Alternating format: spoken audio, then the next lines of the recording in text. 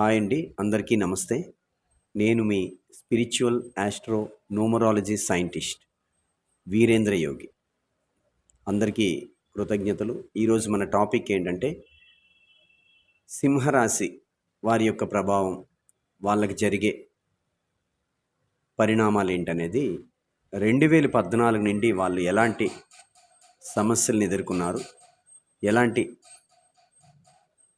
సంయుక్తత పొంది ఉన్నారు అనే దాని గురించి 2014 నుండి 2034 వరకు మన యొక్క ఆస్ట్రో ప్రిడిక్షన్ అనేది చెప్దాం. ముఖ్యంగా 2014 నుండి 2017 వరకు వీళ్ళకి అర్ధాష్టమ శని కొంచెం ఇబ్బందికరంగానే పడి ఉంటారు. ఎందుకంటే అర్ధాష్టమ శనిలో కొంచెం తీవ్రమైనటువంటి పరిణామాలు ఎదుర్కొనే అవకాశం ఉంది 2014 నుండి 17 వరకు. అర్ధాష్టమ శని నుండి కొంచెం దాటుకొని పంచమ శనిలోకి వచ్చారన్నమాట. పంచమాధిపతి శని అయినప్పుడు వీళ్ళకి లక్ష్మీ స్థానం కాబట్టి కొంచెం శుభకార్యాలు చేయడానికి అవకాశాలు అయితే ఆ టైంలో ఉంటాయి. సో మంచి మంచి ఆభరణాలు కానీ, మంచి మంచి విలువైన వస్తువులు కానీ కొనుగోలు చేస్తుంటారు 2017 నుండి 20లోగా. ఇది పంచమ స్థానం కాబట్టి 2020 నుండి కూడా మళ్ళీ 23 వరకు మీకు దాదాపు షష్టమ శని, అంటే 6వ స్థానంలో శని. ఈ షష్టమంలో శని ఎప్పుడైతే సంచరిస్తారో శుభకార్యాలు చేసుకోవడానికి అవకాశం ఉంటుంది. అలాగే కొత్త కొత్త వస్తువులు, భూములు కొనే అవకాశం ఉంటుంది. నూతనమైన గృహప్రవేశం చేసే అవకాశం ఉంటుంది. ఇది ఒక మంచి అవకాశమే. అలాగే సప్తమ శని మళ్ళీ 2023 నుండి 25, 26 దాదాపు సమయం సప్తమ శని. ఈ సప్తమ శనిలో కొంచెం అటు ఇటుగా ఉంటుంది. అంత కష్టాలు ఉండవు, అన్ని సుఖాలు ఉండవు.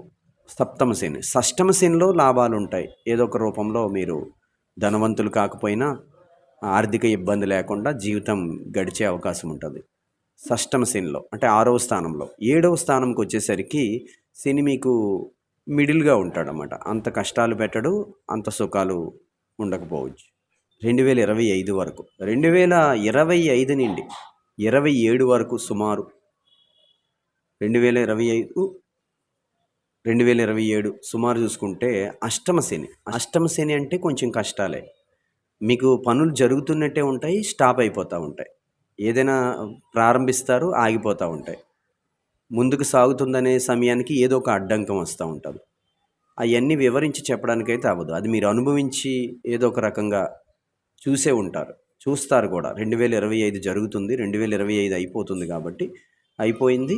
నెక్స్ట్ 2025 నుండి 27 లగాయితూ మీరు చూసుకోండి. ఇది ఆ యొక్క సంచారం, శని సంచారం అనేది అష్టమంలో ఉన్నాడు కాబట్టి మీకు బ్రేక్ పడతా ఉంటాయి పనులు.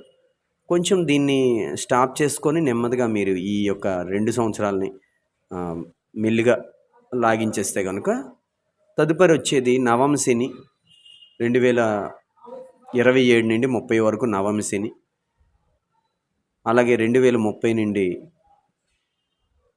32 వరకు దశమ శని.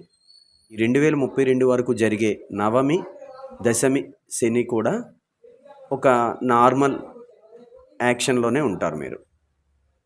మంచి మంచి పనులు ఏర్పాటు చేసుకుంటే చాలా మంచిది. అక్కడ ఎవరి దగ్గరైనా మంచి విలువల్ని తెలుసుకొని మీకు ఉన్న తెలివిని ఆ టైంలో వినియోగిస్తే చాలా మంచిది. నవమి, దశమి శనులు. నవమి, దశమి స్థానాల్లో శని ఉన్నప్పుడు మీరు ఇతరులతో కమ్యూనికేషన్ పెట్టుకొని వారి సలహాలతో మీరు కూడా వాళ్ళతో ఇన్వెస్ట్మెంట్స్ పెట్టి వాళ్ళతో వెళ్తే మంచిది. మీరు స్పెషల్గా ఇన్వెస్ట్మెంట్స్ పెట్టకుండా ఏదైనా బిజినెసెస్లో కానీ మీరు వాళ్ళతో మింగిల్ అయ్యి వారితో మీరు విషయాన్ని చర్చించుకొని ముందుకు సాగడం చాలా మంచిది.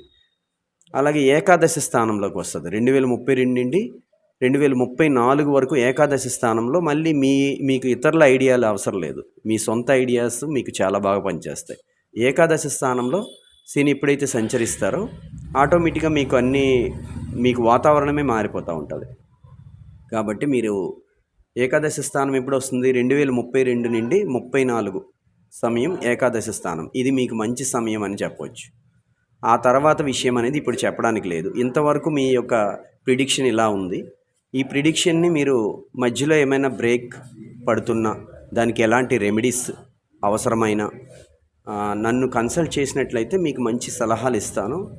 మీరు కష్టాలు అమితంగా పడిపోకుండా సులువైన మార్గంలో పలానా పని చేసుకుంటే బాగుంటుంది అనే విషయాన్ని మీకు నేను సులువైన పద్ధతిలో ఎక్కడికో పరుగులు పెట్టకుండా సులువుగా మెడిటేషన్ చేసుకోవడం, లేదంటే దైవ కార్యక్రమాలు చేసుకోవడం, మంచి మిత్రులతో సాంగత్యం చేసుకోవడం, ఇలాంటి చిన్న చిన్న రెమెడీస్తో మీరు శుభప్రదంగా ఉండడానికి అవకాశం అయితే ఉంటుంది. దీన్ని దృష్టిలో పెట్టుకొని ఏదైనా మీకు సలహాలు కావాలంటే నాకు కన్సల్ట్ చేయండి. నాకు కన్సల్ట్ చేయడం అనేది ఫ్రీగానే మాత్రమే చెప్తాను. ఫ్రీగా నాకు కాల్ చేయొచ్చు. కన్సల్ట్ చేయడానికి ఏమీ డబ్బులు తీసుకోవడం గట్రా ఏమి ఉండదు.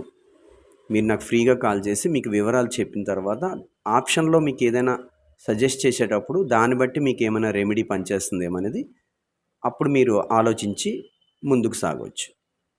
Okay, thank you so much. ముఖ్యంగా సింహరాశి వాళ్ళకి